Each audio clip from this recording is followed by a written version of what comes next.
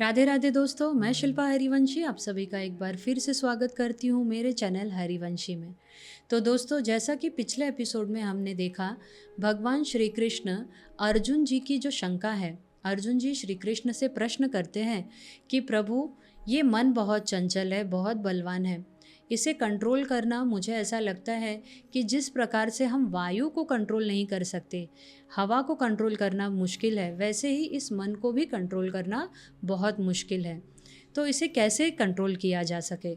तो भगवान श्री कृष्ण कहते हैं कि इस संसार में रहते हुए हम अपनी इंद्रिय को, मन चित्त बुद्धि को विरक्त करें। कैसे करें? सभी अपनी आसक्ति को दूर करें, वैराग्य के द्वारा, त्याग के द्वारा।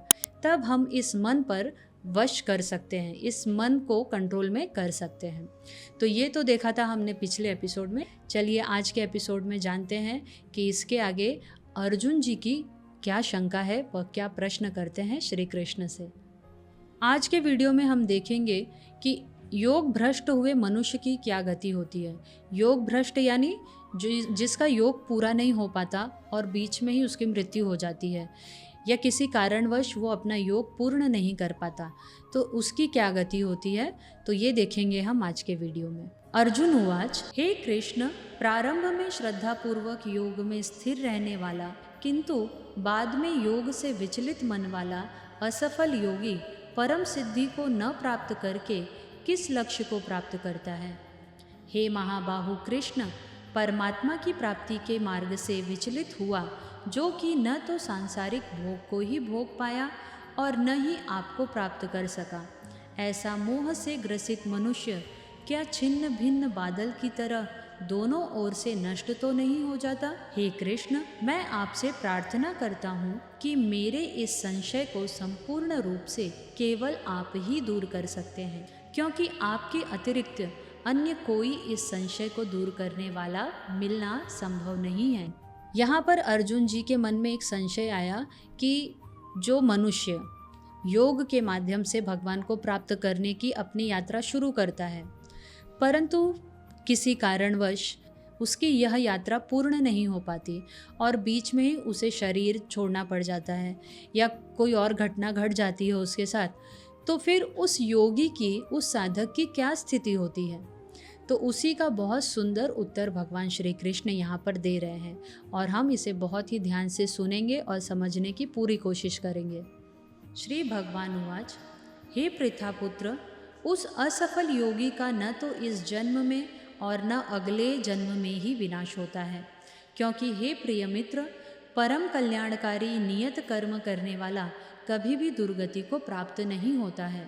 यहाँ पर भगवान श्री कृष्ण कह रहे हैं कि जिस योगी का योग अधूरा रह गया है, तो ऐसे जो योगी होते हैं, जो साधक होते हैं, तो उसका कभी भी पतन नहीं होता, कभी भी उसकी दुर्गति नहीं होती, ना इस जन्म में ना आने वाले अगले जन्म में, उसकी सद्गति ही होती है। योग में असफल हुआ मनुष्य स्वर्ग आदि उत्तम लोकों को प्राप्त होकर उनमें अनेकों वर्षों तक जिन इच्छाओं के कारण योग भ्रष्ट हुआ था, उन इच्छाओं को भोग करके फिर संपन्न सदाचारी मनुष्यों के परिवार में जन्म लेता है। यहाँ पर भगवान श्री कृष्ण कह रहे हैं कि ऐसा योग में असफल हुआ मनुष्य स्वर्ग लोक को प्राप्त होता है। क्यों स्वर्ग लोक को प्राप्त होता है पता है? क्योंकि उसने कोशिश की मुझे प्राप्त करने की। समझ में आया? हम कहते हैं ना कि कुछ नहीं होता, मस्त खाओ पियो अच्छे से रहो तो फिर नरक जाओ, ठीक है, लेकिन हमने, भगवान इतने कृपालु दयालु हैं कि देखते हैं इसमें इतनी काबिलियत नहीं थी, लेकिन फिर भी उसने मुझे प्राप्त करने की कोशिश की, अपना लक्ष्य उसने मुझे बनाया। वो जानता था कि वो कमज़ोर है, फिर भी उसने अपना लक्ष्य मुझे बनाया। तो उसका कल्याण कौन करेगा? मैं करूँगा उसका कल्याण, मैं उसकी दुर्गति नहीं होने दूंगा। तो भगवान क्या करते हैं कि जैसे योग करते समय उस मनुष्य के मन में सांसारिक फिर से भोग उत्पन्न हो गए और उसी बीच उसकी मृत्यु हो जाती है, तो भगवान कहते हैं कि ऐसा साधक, ऐसे मनुष्य की जो आत्मा है, फिर वह मनुष्य फिर दूसरा जन्म लेता है, परंतु पहले वो कहाँ जाता है? स्वर्ग लोक में। स्वर्ग लोक भेजते हैं भगवान, और वहाँ पर जो उसकी इच्छाएं यहाँ पे सांसारिक अधूरी रह गई थी, वो सारे भोग, सारी सुख सुविधाएं, सारे भोग उसे वहाँ पर दिए जाते हैं, ताकि वहाँ से वह तृप्त होकर, और या फिर या तो तृप्त हो जाएगा, सब भोगों को भोग कर पूर्ण हो जाएगा, या तो फिर उसकी इच्छा वहीं पर खत्म हो जाएगी कि नहीं, मुझे भगवान के प्राप्ति करनी है, मेरा योग अधूरा रह गया था। वो स्मृति भगवान देते हैं, और फिर वहाँ से वह फिर पृथ्वी लोक पर उसका जन्म होता है, और ऐसे अच्छे घर में जन्म होगा जहाँ पर पूजा पाठ भजन कीर्तन, मतलब एक भक्ति वाले माहौल में, परिवार में उस मनुष्य का जन्म फिर से होता है, और फिर इस जन्म में वह भजन करके भगवान को प्राप्त होता है। अथवा उत्तम लोकों में न जाकर स्थिर बुद्धि वाले विद्वान योगियों के परिवार में जन्म लेता है, किंतु इस संसार में इस प्रकार का जन्म निःसंदेह अत्यंत दुर्लभ है। यहाँ पर भगवान क्या कह रहे हैं कि इस संसार में इस प्रकार का जन्म निःसंदेह, विदाउट डाउट, बहुत मुश्किल है। बहुत कम जीवों को ऐसा होता है कि ऐसा घर परिवार में फिर से जन्म मिले, क्योंकि ऐसे बहुत कम लोग भी हैं ना, बहुत कम मनुष्य हैं जो भगवान को ही प्राप्त करना चाहते हैं। बाकी तो सब भोगों में ही सुखी, अपना सुख मानते हैं, आगे बढ़ना चाहते हैं।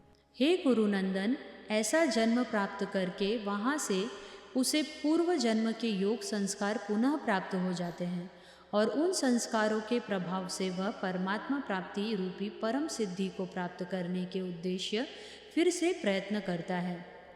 भगवान ने क्या कहा कि पहले स्वर्ग लोक में भेजा उसे, वहाँ पे उसे सारे भोग दिए गए, और उन भोगों से विरक्ति आने के बाद उसे ऐसे कुल धर्म में जन्म मिलता है जहाँ पर सिर्फ और सिर्फ भगवान के भक्त ही रहते हैं, या भगवान दिन रात सिर्फ भगवान का नाम जाप कीर्तन पूजा पाठ संतों की सेवा, ऐसे घर परिवार में उस जीव को जन्म मिलता है।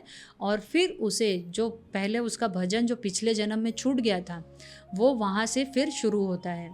देखिए दोस्तों, इस संसार में हम कितना भी कमाएं, करोड़ों कमा लें, लेकिन मृत्यु के बाद सब छूट जाता है। परंतु अगर हमने इस जन्म में भगवत प्राप्ति के उद्देश्य से भजन किया है, समझ लीजिए फॉर एग्जाम्पल आपने 1,00,000 नाम लिया है भगवान का, 1,00,000 बार नाम लिया है, और आपकी मृत्यु हो जाती है, आप भगवत प्राप्ति नहीं कर पाते, तो अब आपकी दुर्गति नहीं होगी। आप नरक में तो जाएंगे ही नहीं, सवाल ही नहीं उठता, और कहीं और भी नहीं जाएंगे। आप आएंगे फिर से पृथ्वी लोक पर, और मनुष्य देह में ही आएंगे, किसी और देह में नहीं जाएंगे। और फिर से अब आपको भजन करने का सौभाग्य मिलेगा, और आपका जो भजन है वह शून्य से शुरू नहीं होगा। अब आपका भजन शुरू होगा 1,00,001 से, क्योंकि आपके जो पिछले भजन की काउंटिंग थी वो सब भगवान रखे रहते हैं, और वही आपको फिर से दिया जाता है। इसलिए ज़्यादा से ज़्यादा भगवान का नाम जाप करो, और भगवान को ही प्राप्त करने की कोशिश करो, क्योंकि मनुष्य देह प्राप्त करने का परम धर्म ही भगवत प्राप्ति है, संसार की प्राप्ति नहीं है। ये संसार में जो हमें रोल दिया गया है, जो भी कर्म दिए गए हैं, ये हमारे पिछले जन्मों के कर्मों के कारण, कोई डॉक्टर बनता है, कोई इंजीनियर बनता है, कोई गरीब है, कोई अमीर है, ये हमारे पुण्य पाप कर्मों के आधार पे हमें ये जीवन मिला है। परंतु ये जो शरीर मिलता है, मानव शरीर, हम सुअर गधा कुत्ते बिल्ली नहीं बने, हम पक्षी नहीं बने, और कीड़े मकोड़े हमें नहीं बनाए, हमें मनुष्य बनाए। क्यों मालूम है? भगवान ने हमें यह मौका दिया है कि भगवत प्राप्ति कर और अपने घर वापस लौट। तो हमारा घर क्या है? वैकुंठ, गोलोक, हमें वहाँ जाना है। तो हमें यही सोचना चाहिए कि इस बार तो मैं भगवत प्राप्ति करके ही रहूंगा, और अपने घर वापस जाके ही रहूंगा। पूर्व जन्म के अभ्यास के कारण वह निश्चित रूप से परमात्मा पद की ओर स्वतः ही आकर्षित हो जाता है। ऐसा जिज्ञासु योगी शास्त्रों के अनुष्ठानों का उल्लंघन करके योग में स्थित हो जाता है। यहाँ पर भगवान क्या कह रहे हैं कि पूर्व जन्म में जो उसने भजन योग साधना की थी, उसका प्रभाव इस जन्म में होता है, और बचपन से ही अब उसमें आप देखते होंगे कि ऐसे कितने बच्चे हैं जो भगवान के मार्ग पर बचपन से ही निकल जाते हैं। क्यों?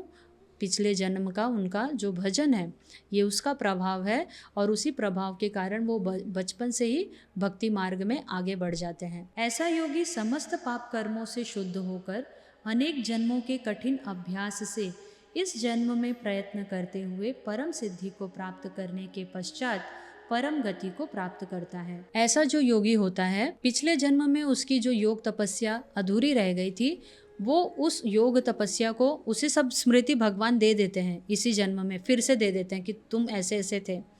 और वहीं से फिर उसके आगे से अब उसकी जो योग तपस्या है अब उसके आगे से काउंट होती है और वहाँ से शुरू होगी और इस बार वह परम गति को प्राप्त होता है और परम गति के साथ साथ परमात्मा को प्राप्त हो जाता है। परमात्मा को प्राप्त होना ही परम गति को प्राप्त होना है। तपस्वियों से योगी श्रेष्ठ है, शास्त्र ज्ञानियों से भी योगी श्रेष्ठ माना जाता है और सकाम कर्म करने वालों की अपेक्षा भी योगी श्रेष्ठ है। इसलिए हे अर्जुन, तू योगी बन। यहाँ पर भगवान श्री कृष्ण अर्जुन जी को क्या बनने कह रहे हैं? योगी। योगी यानी भगवा पहन के जंगल में जाके तपस्या करना नहीं होता। योगी का अर्थ होता है अपने समस्त कर्तव्य कर्मों का पालन करते हुए निष्काम भाव से उन कर्तव्य कर्मों को भगवान के श्री चरणों में समर्पित करना और बिना किसी फल इच्छा के, इच्छा सिर्फ एक होनी चाहिए, भगवत प्राप्ति की, श्री कृष्ण के प्राप्ति की, और अपने सभी कर्मों को भगवान को समर्पित कर कर इस जीवन में आगे बढ़ना। सभी प्रकार के योगियों में से जो पूर्ण श्रद्धा सहित संपूर्ण रूप से मेरे आश्रित हुए अपने अंतःकरण से मुझको निरंतर स्मरण दिव्य प्रेमा भक्ति करता है, ऐसा योगी मेरे द्वारा परम योगी माना जाता है। भगवान के द्वारा परम योगी किसे कहा गया है? भगवान कहते हैं जो नित्य निरंतर मेरा स्मरण करता है, मेरा चिंतन करता है, मेरे लिए वह परम योगी है, मुझसे प्रेम करता है और अपनी सभी इच्छाओं का मुझे प्राप्त करने के लिए अपनी सभी इच्छाओं का त्याग करता है, वह मुझे सबसे प्रिय है और वही मेरे लिए परम योगी है। तो दोस्तों, यहाँ पर आज हमारा अध्याय 6 आत्म संयम योग पूर्ण होता है और आशा करती हूँ मैं जो भी आपको एक्सप्लेन करती हूँ आपको समझ में आता होगा। अगर आपको कुछ ना समझे, कुछ डाउट हो तो आप मुझे कमेंट में पूछ सकते हैं। तो मिलती हूँ अगले एपिसोड में नए अध्याय के साथ। तब तक के लिए राधे राधे। श्री हरिवंश।